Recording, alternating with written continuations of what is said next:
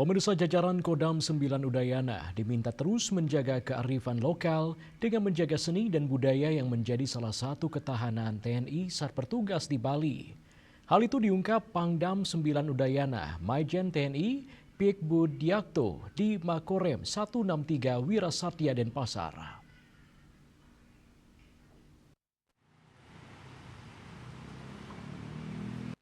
Pangdam 9 Udayana Maijen TNI Pik Budiakto saat meresmikan pagar Makorem 163 Wirasatya mengatakan TNI di samping tugasnya menegakkan kedaulatan negara dan mempertahankan keutuhan wilayah NKRI, anggota TNI dalam menjalankan tugas tetap menjaga kearifan lokal di tempatnya bertugas. Di Bali tidak lepas dari seni dan budaya.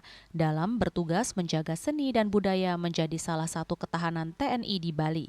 Hal itu terwujud setelah beberapa kali Bali diisukan sepi wisatawan. Tapi nyatanya hal itu terpatahkan dengan meningkatnya wisatawan hingga 4% di mana 3% dari wisatawan asing dan 1% merupakan wisatawan lokal.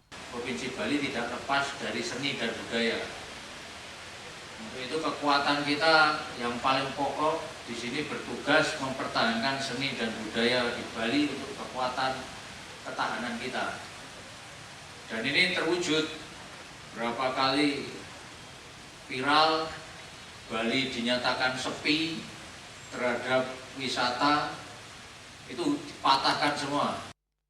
Terkait rampungnya pagar Makorem 163 Wirasatya, hal ini tidak merupakan simbol semata, tetapi secara fisik dan arfiah merupakan simbol kekuatan, persatuan dan kesatuan Korem 163 Wirasatya dalam mendukung tugas Kodam 9 Udayana. Diharapkan dengan anggota TNI semakin semangat disiplin untuk mendukung tugas pokok satuan atas untuk tegaknya NKRI.